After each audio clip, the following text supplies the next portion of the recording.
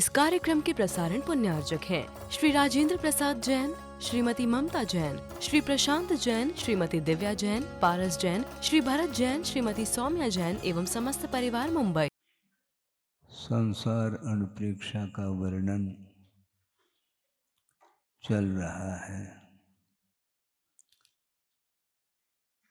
और संसार के स्वरूप के विषय में वर्णन जो किया गया है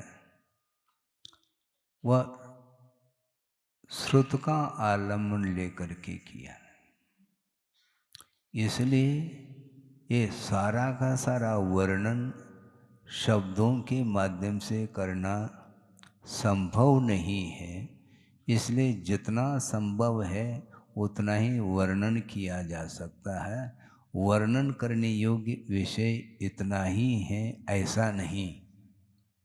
वर्णन करने योग्य जो विषय है वह आगम के बाहर और बहुत सारा है, बल्कि आगम में जो वर्णित विषय है उसका भी अनंत बहुभाग वह कथ्य होते हुए भी, कथन करने योग्य होते हुए भी वह छद्मस्त के द्वारा कथन नहीं किया जा सकता, जिसका वर्णन गणधर परमेष्टि भी नहीं कर पाएंगे। कितना वर्णन किया? द्वादशांग के भीतर, द्वादशांग के बाहर नहीं। द्वादशांग के बाहर भी कथन करने योग्य विषय है क्या? अनंत बहुभाग है, वह कथ्य है, किंतु वह दिव्य ध्वनि के द्वारा ही कथन करने योग्य है, उसको शब्द रूप हम नहीं दे पाएंगे। जब ऐसी स्थिति में संसार का स्वरूप का वर्णन जो कर रहे हैं आचार्य, बहुत सीमित मात्रा में ही वर्णन किया जा रहा है। अभी बहुत वर्णन बाकी है, यानी जगत के स्वरूप का चिंतन हम जो करेंगे वह भी पूरा का पूरा कर नहीं पाएंगे, क्योंकि वह दिव्य ध्वनि का विषय है। और दिव्य ध्वनि में जो आया है वह भी अनंतवा भाग आया है, और केवल ज्ञान का जो विषय बनता है वह अनंतानंत विषय बनता है।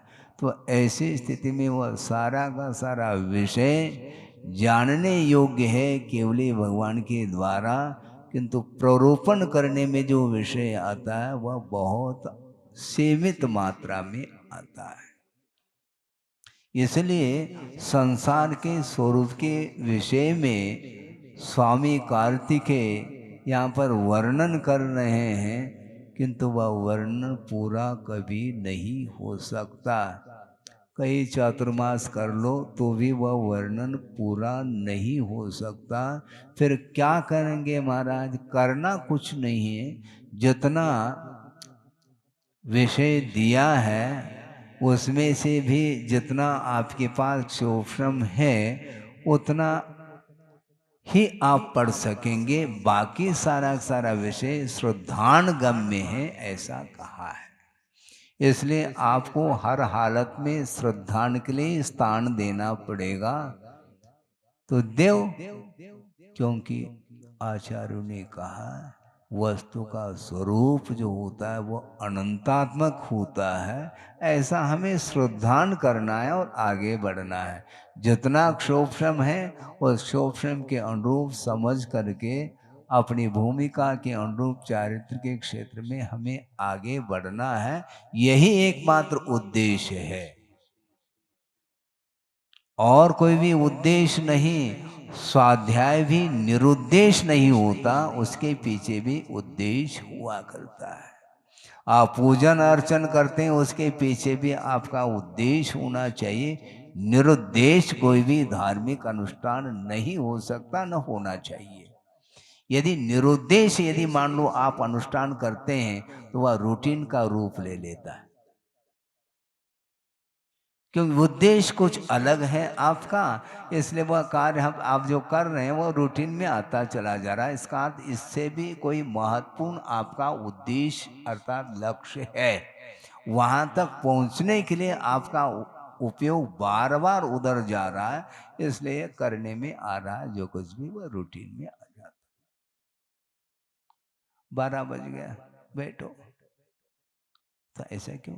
उसके प्रति उत्साह क्यों नहीं? ये क्योंकि इससे भी कोई विषय और है, उसके प्रति उत्साह हमारा ज्यादा है। ये करना पड़ रहा है, रूटीन में किया नहीं जाता, वह करने में आ रहा है। इसलिए वो कार्य करते हुए भी जो पुण्य का संचय होना चाहिए जिस अनुपात से, वह नहीं हो पाता। साथ से पुण्य का जो अर्जन होता है वह उद्देश्य के अनुरूप होता है, और निरुद्देश्य में जो पुण्य का संचय होता है वह साथ से पुण्य का संचय नहीं हो सकता। ये आगम का उल्लेख है। उद्देश्य के अनुरूप, उद्देश्य क्या है? वो आपका उद्देश्य मुझे थोड़ी मालूम है। इसके बाद स्वाध्याय के पश्चात आप क्या करेंगे मुझे थोड़ी मालूम है, क्योंकि आपका उद्देश्य है, मेरा कोई उद्देश्य, मेरा उद्देश्य अलग है। श्रवण के 6 आवश्यक है, एक के बाद एक के बाद, वो हमारा उद्देश्य है। आपके कितने आवश्यक है मुझे क्या पता?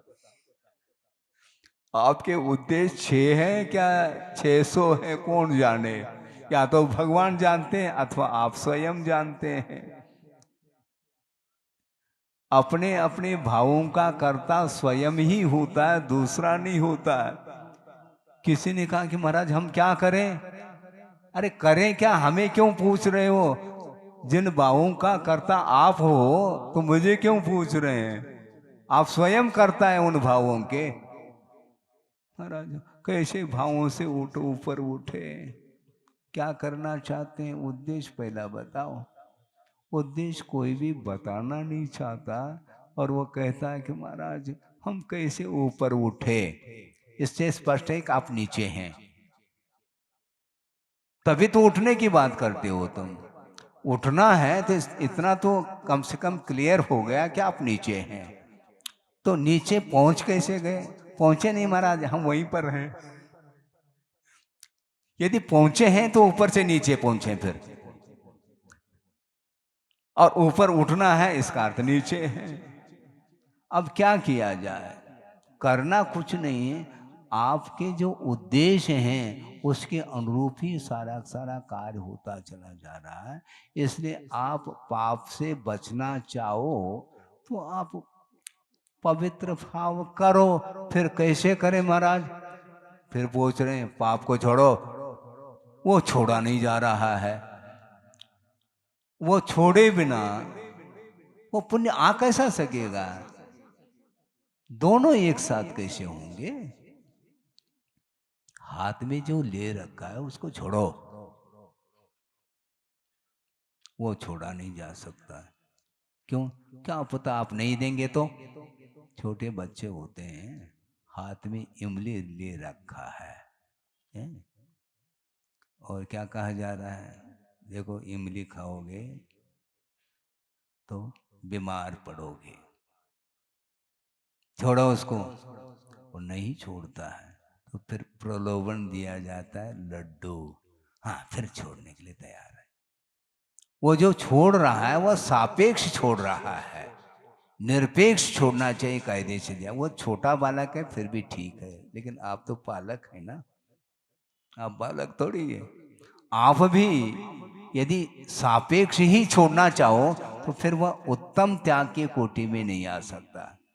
त्याग जो होता है, छोड़ने का नाम त्याग है, किंतु उत्तम त्याग जो होता है वह निरपेक्ष भाव के साथ होता है, उसका नाम त्याग बोलते हैं। उत्तम त्याग किसके लिए महाराज? उसमें भी कोई न कोई उद्देश्य होना चाहिए, क्योंकि आपने ही कहा था निरुद्देश्य नहीं होता। उद्देश्य क्या होना चाहिए? उद्देश्य ये कर्म क्षय के लिए जो छोड़ा जाता है वही उत्तम त्याग के कोटि में आता है। और बाध्य होकर के, प्रलोभन के वशभूत होकर के जो भी छोड़ने में आ रहा है वह छोड़ नहीं रहा, और उससे कई गुना वह प्राप्त करने के उद्देश्य से छोड़ रहा है। बिजनेस पॉइंट है उसके सामने। हाँ,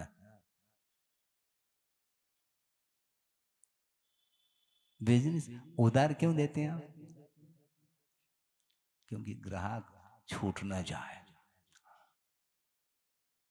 ग्राहक को पकड़े रखना है। भैया उधार दे दो तो अपने आप ही वो अपना हो जाएगा ग्राहक, ये उद्देश्य है। उसके प्रति आपका जो लगाव है उसके पीछे उद्देश्य भी तो है। मान लो डूब जाए तो, ऐसे यदि आशंका होने लग जाए फिर उधार देना बंद कर देंगे आप। ये भी देते भी हैं तो थोड़ी क्वांटिटी बदल जाएगी फिर। हाँ, बहुत होशियार हैं आप, होशियार, शियार, होशियार, बहुत सतर्क है। इसी प्रकार धार्मिक क्षेत्र में हमें सतर्कता के साथ करना चाहिए, सावधानी के साथ उद्देश्य के अनुरूप करेंगे तो आपका सारा सारा जो भी उद्देश्य है वह उसमें सफलता आपको मिलेगी। इसलिए बहुत कठिन होता है। सारे सारे धार्मिक अनुष्ठान भी यदि रूटीन में आ गए तो इससे स्पष्ट है कि उद्देश्य आपका कुछ भिन्न है, अथवा जो आप कार्य कर रहे हैं उससे लगनशीलता किसी दूसरे कार्य के प्रति है, यह अपने आप ही सिद्ध हो जाता है, बताने की कोई आवश्यकता नहीं।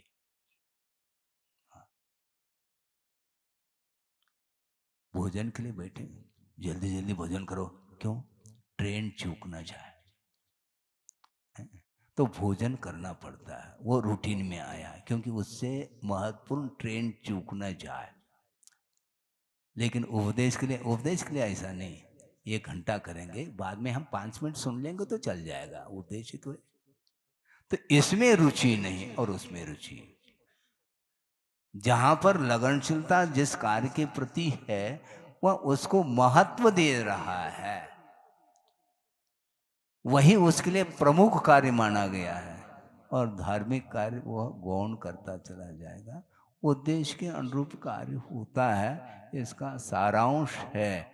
इसलिए संसार के स्वरूप का चिंतन करने के लिए बहुत परिणामों में यदि निराकुलता है तो वह सही ढंग से तत्व का चिंतन कर सकता है। जब गणधर परमेष्टि भी संसार के पूरे पूरे स्वरूप को बता नहीं पाएंगे तो हम कहाँ बता पाएंगे? उनसे बड़े हो गए क्या अपन? नहीं है ना? क्या बड़े हो गए? नहीं। जब वो ही नहीं बता पा रहे तो मान लो आपने जिज्ञासा रखी, हमने समाधान नहीं दिया, महाराज को कुछ आता ही नहीं है, ठीक है तो कहा है भगवान के बराबर थोड़ी आ रहा है मुझे। गणधर पर भी ठीक है, हम श्रुत के लिए हो गए क्या? नहीं आ रहा है तो नहीं आ रहा है, ज्यादा ज्यादा कहेंगे हम देख के बता देंगे। महाराज भूल गए, हाँ ठीक है ना, आप याद रखो कम से कम जिज्ञासा क्या रखी है, नहीं तो वही भूल जाओगे तो दिक्कत हो जाएगी।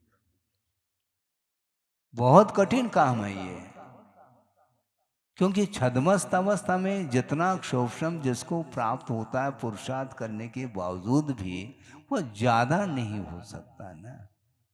ज्यादा और कम की बात मत करो। कल परसों भी हमने बात की थी, बहुत अच्छा प्रसंग, क्योंकि नए नए भी सदस्य आए हैं तो उनके लिए भी बताना है।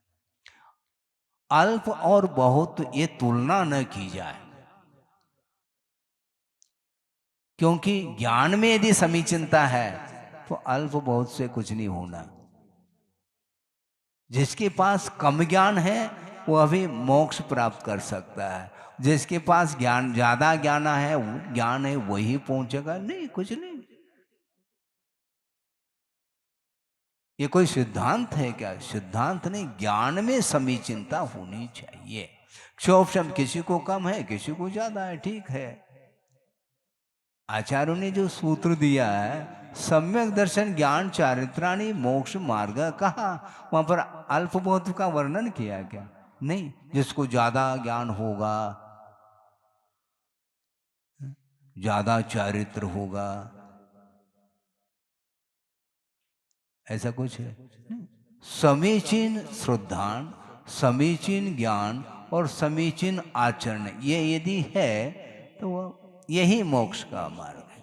इदमेव, यही मोक्ष का मार्ग। ऐसा श्रद्धान होना चाहिए।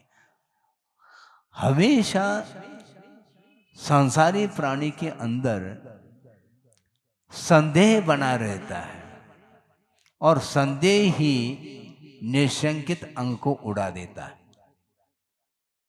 संदेह मत करो।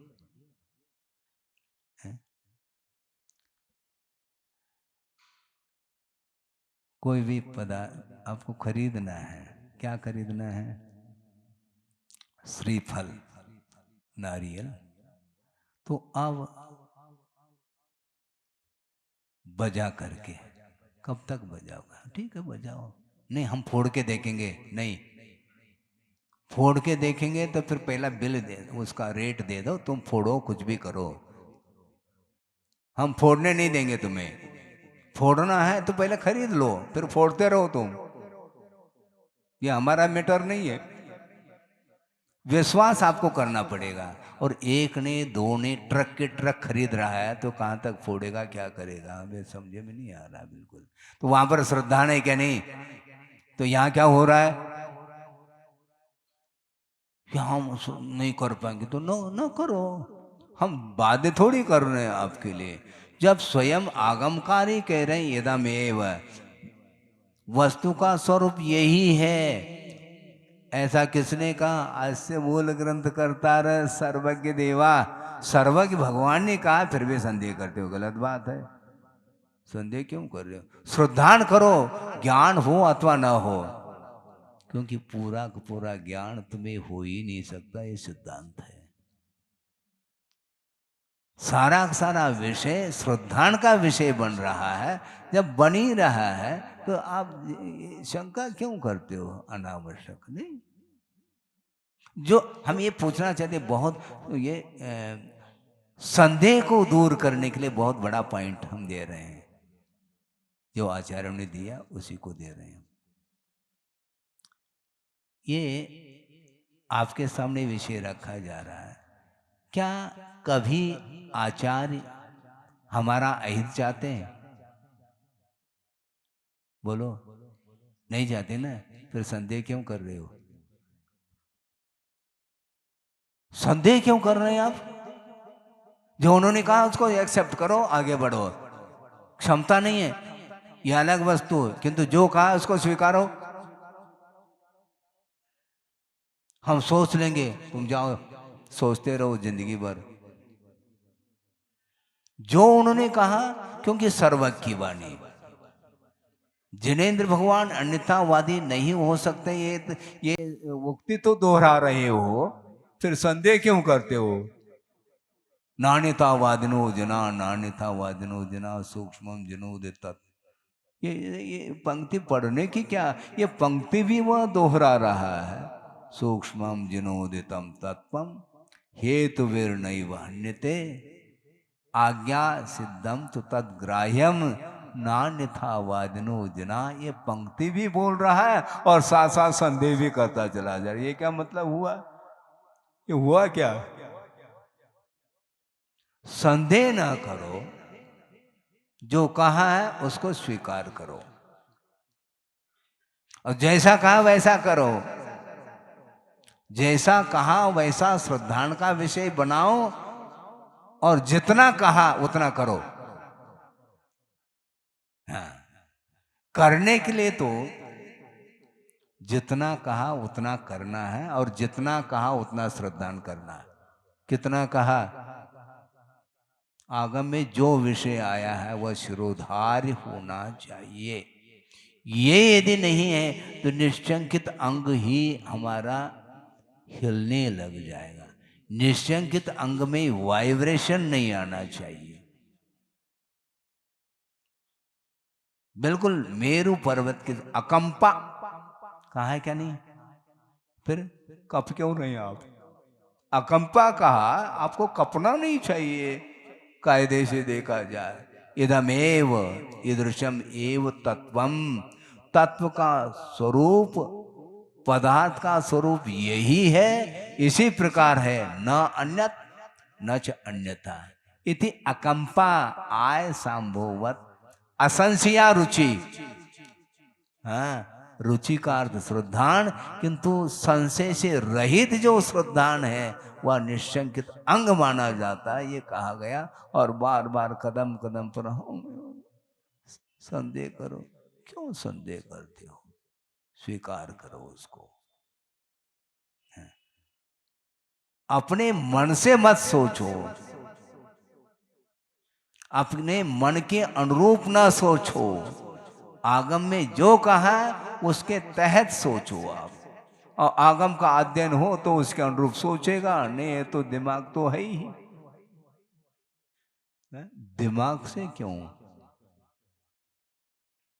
मन से नहीं सोचो, मतलब मन के अनुरूप ना सोचो, आगम के अनुरूप मन से सोचो।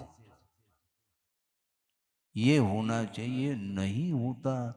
अच्छा, दूसरी बात, अब रोग हो गया है ना, रोग हो गया, अब पहुंच गए डॉक्टर के पास या वैद्य के पास, है वहां पर क्यों गए, बिना श्रद्धान के है? गए, उन्होंने नाड़ी परीक्षण करके दवाई लिख दी। अब क्या पता, वहां नहीं कहता वो, निसंदेह, कोई बिना संदेह के उसको ले लेता, और जैसा लेने के लिए कहा वैसा लेता है, एग्जैक्ट पालन कर रहा है वहां पर, श्रद्धान के साथ, विश्वास के साथ। और यहां धार्मिक क्षेत्र में विश्वास, न्यूज़पेपर में कोई बात आ गई तो वह वज्र की लकीर हो गई, और जनवानी वो वज्र की लकीर नहीं, वो नहीं आ रहा समझ में, अब तो आ रहा होगा। न्यूज़पेपर में जो समाचार आ गया तो बस वह एग्जैक्ट। और ये जनवाणी के ऊपर तो विश्वास हो गया, और जनवाणी के ऊपर विश्वास नहीं, क्या मतलब हुआ है? किसी ने कुछ कहा, बस उन्होंने कहा, अच्छा भगवान हो गए वो, जिन्होंने कहा। जिनेंद्र भगवान की वाणी है, और इसको कुंदकुंद स्वामी ने जिनेंद्र भगवान के वचन को औषधि कहा है। जनवयन मोसह मिनम, जिनेंद्र भगवान के वचन औषध है। विशेषु विरेयनम, विशेष सुख की विरेचना के लिए कारण है। डॉक्टर साहब, जिनेंद्र भगवान के वचन औषधि, वो है डॉक्टर, डॉक्टर को भी ठीक करने वाले वो डॉक्टर है, पक्की बात। अमित भूदम कहा, अमृत, अमृत के समान है। जर मरण वाय हरणम, जन्म जरा मृत्यु रोग इत्यादि को हरने वाला है।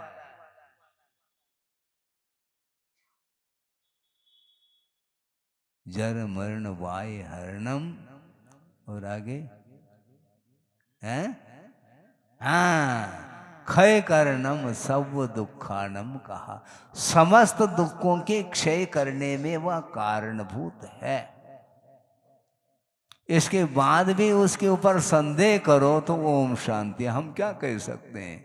जब उन्हीं के ऊपर श्रद्धा संदेह हो रहा है, तो मेरे ऊपर किसी का मान लो संदेह हो रहा है, तो हमें तकलीफ क्यों, क्योंकि उनके वाणी के ऊपर ही संदेह है, तो हम कहाँ लग गए उसमें, हम तो बहुत साइड में चले गए।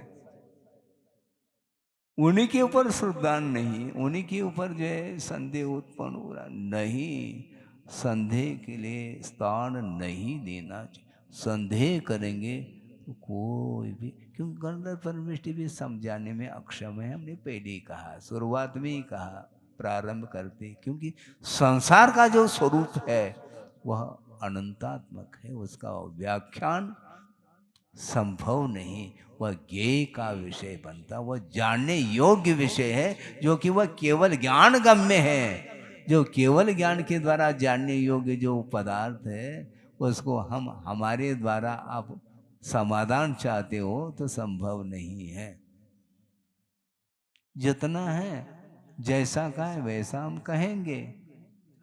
एक सूत्र में अनंत अर्थ गर्भित होता है, ये कहा गया है। तो एक अनंत अर्थ गर्भित जिसमें उस सूत्र का व्याख्यान मैं कर सकता हूँ क्या? तो जितना हमारा क्षोभशम है उतना बता दिया। श्रद्धान करना हो तो करो, नहीं तो हम आगे बढ़ रहे हैं। डॉक्टर ये कहता है लेना हो तो ले, नहीं तो नेक्स्ट दूसरा पेशेंट उसको देखेगा। उसको फुर्सत नहीं डॉक्टर को, क्योंकि हजारों पेशेंट एक साथ खड़े हैं, उसको देखना है। उसको एक ही के साथ यदि मान लो स्नेह करते चले जाएंगे तो फिर आगे के पेशेंटों की क्या गत होगी? नहीं, वहां पर तो बिल्कुल अक्षरशः हम पालन भी कर रहे हैं श्रद्धान के साथ। यहां आने के उपरांत प्रश्न चिन्ह क्यों? संभव है क्षोभशम होने के उपरांत जिज्ञासा बनी रहती है, किंतु गणधर परमेष्टि को भी जिज्ञासा बनी रहती है, ध्यान रखो। हाँ, क्यों? वस्तु अनंतात्मक है और अनंत का विश्लेषण संभव नहीं। अनंत का विश्लेषण संभव नहीं है, क्योंकि शब्द असंख्यात भी नहीं है, संख्यात है। संख्यात शब्दों के द्वारा अनंत का व्याख्यान कैसा संभव है? समझ में आ रहा है? हाँ। अनंत भी समझ में आ रहा है मतलब आपको, क्योंकि वह श्रद्धान का विषय बनता है। फिर ऐसी स्थिति में हम व्याख्यान यदि करते भी हैं तो संक्षेप में ही व्याख्यान किया जा सकता और संक्षेप में ही ज्ञान होता है, किंतु संक्षेप में अल्प हो अथवा बहुत हो, अधिक हो या न्यून हो, इससे कोई प्रयोजन नहीं। ज्ञान सम्यक ज्ञान होना चाहिए, ये कहा गया है। बस हमें सम्यक ज्ञान मिल गया। गुरुदेव ने जो दिया वो हमारे लिए पर्याप्त है, इनफ। हमें कोई ज्यादा की आवश्यकता। आपके पास ज्यादा हम बहुत अच्छा है, क्योंकि आपके द्वारा ज्यादा प्रभावना होगी, क्योंकि हमसे ज्यादा ज्ञान है ना। हाँ बिल्कुल पक्की बात है, इसमें क्या दिक्कत है? इसमें संशय है क्या? नहीं, बिल्कुल संशय नहीं है, बिल्कुल इसमें संशय नहीं है। इसलिए कह रहा हूं, एक जनलिंग धारण जिसने किया है और 11 अंग 9 पूर्व को पार किया है, इसके बाद भी उसके पास सम्यक तो नहीं, किंतु इसके बावजूद भी उसके द्वारा प्रभावना हो रही है, क्योंकि जो उसके पास जो आगम का ज्ञान है वह समीचीन है। जिसको द्रव्यागम बोलते हैं वह पर्याप्त ज्ञान उसके पास है, उसकी तुलना में हमारे पास बहुत अल्प है। लेकिन अल्प और बहुत से कोई मतलब नहीं। समीचीन यदि ज्ञान है तो उसके माध्यम से कर्मों का क्षय हो सकता है, यह आगम का उल्लेख है। इसलिए हमें निश्चिंत होकर के, निशंक होकर के चलना है, क्योंकि वस्तु का स्वरूप असीम है। तो आपको श्रद्धान ही करना पड़ेगा, उसके अलावा कोई भी उपाय नहीं। श्रद्धान करेंगे तो केवल ज्ञान मिलेगा, और केवल ज्ञान मिलेगा तो उस केवल ज्ञान में आपकी सारी जिज्ञासाएं भी वहां पर देखने में आती है।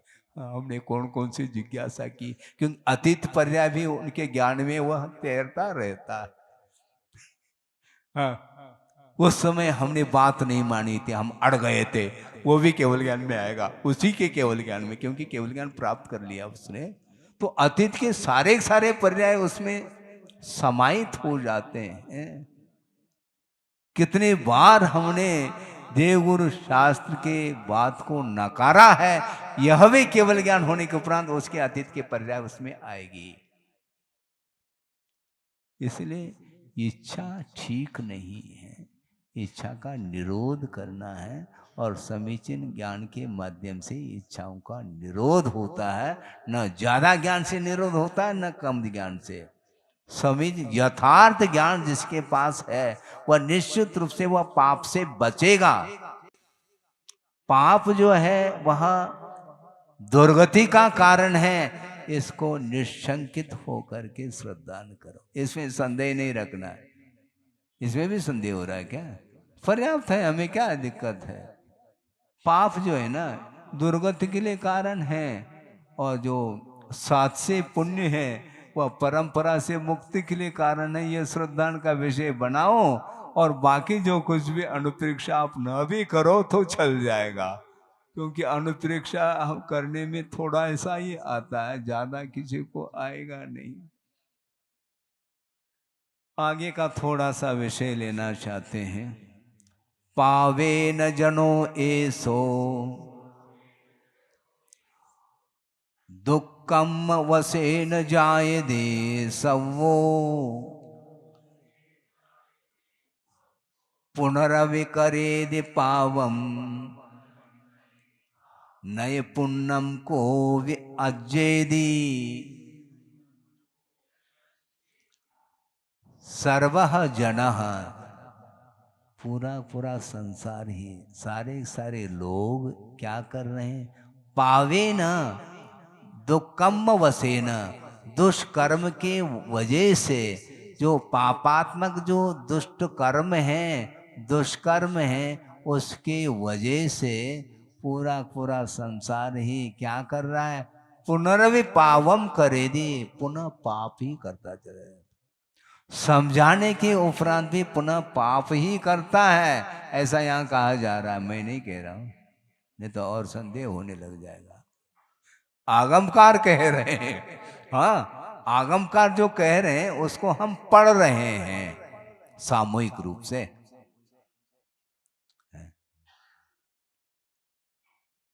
मैं पढ़ा रहा हूं, इसको थोड़ा परिवर्तित करो।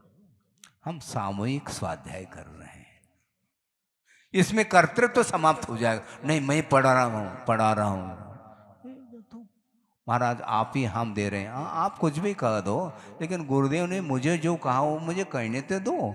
सामूहिक स्वाध्याय किया करो ये कहा, तो वही हम कर रहे हैं। मैं आपको पढ़ा रहा हूँ, उन्होंने कहा ही नहीं है तो मैं क्यों कहूँ?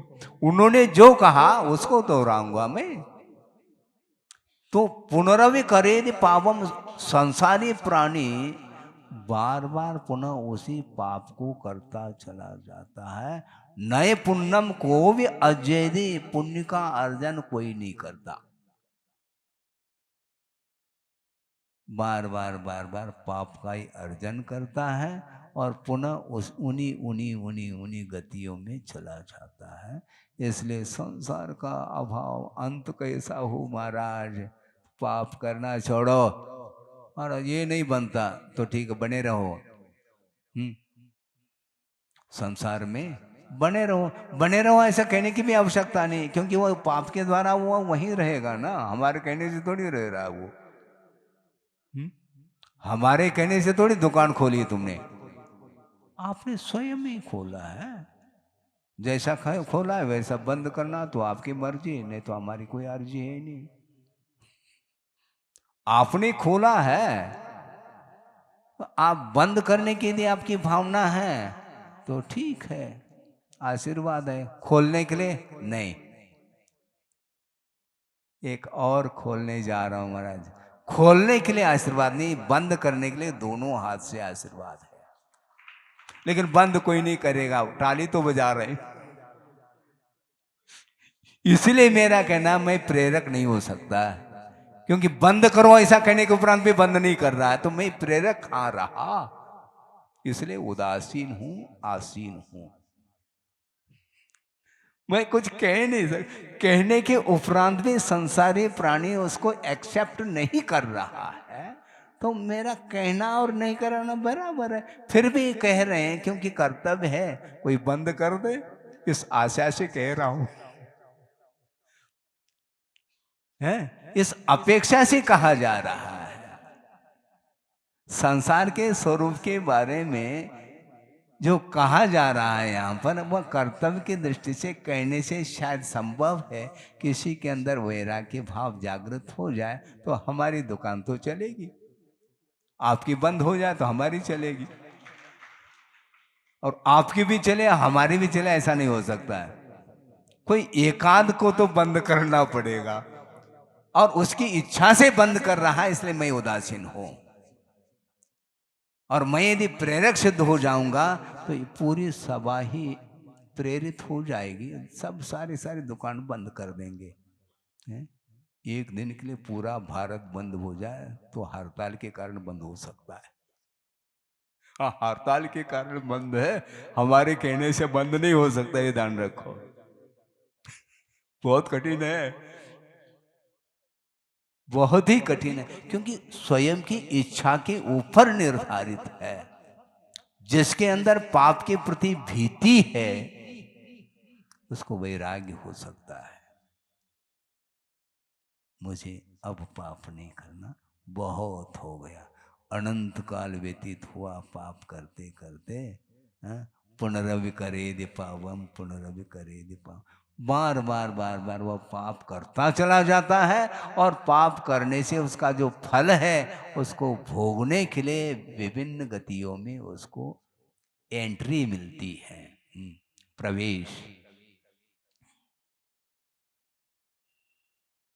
क्योंकि एंट्रेंस परीक्षा में पास हुआ है तभी उसमें एंट्री मिल रही है। अत्यधिक आसक्ति के साथ यदि अवसान को प्राप्त होता है तो वह नरक गति के लिए एंट्री, वहां के द्वार खुल जाएंगे, खोलने की आवश्यकता नहीं पड़ती, ऑटोमेटिक खुल जाएंगे। आइए, स्वागत है। कितने दिन के लिए? सागरूपम आयु के लिए। क्या करोगे? ये श्रद्धान तो करो, दुकान बंद करो या न करो, किंतु दुकान मुझे हर हालत में बंद करना है भविष्य में। चाहे इस भव में करो, चाहे 10 भव बाद करो, कभी भी करो। आपको यदि मोक्ष जाना है तो सभी दुकान को बंद करना पड़ेगा। मान लो दुकान को आप बंद भी नहीं करना चाहते हैं, बिना दुकान को बंद किए आप बाहर जा सकते हैं। बंद करने की क्या आवश्यकता? जिनको रहना वह रहे, क्योंकि हमारा उस दुकान के प्रति स्वामित्व रहा ही नहीं है। मैं बाहर जा रहा हूं, बंद करके जाऊं, बंद करके पुनः अटैच रखते हुए उसके साथ अटैचमेंट है क्या?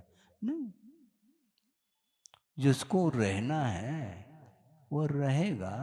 मुझे जाना है। प्रभु निकल गए हवेली से, ताला डाल करके गए क्या? वो बोलो ना, ताला डाल के गए? नहीं, वो मेरा है ही नहीं। जिसका है वह ताला डालेगा, बार बार खोलेगा, और हमारा है नहीं। वो निकल गए, कट गए, वो निकल गए, कट गए। तो इसीलिए जिसके अंदर पाप की प्रति भीति है, बंद के प्रति भय है, कर्म बंद के प्रति भय जिसके अंदर नहीं, उसके लिए उपदेश लागू नहीं हो सकता। लिख के रखो।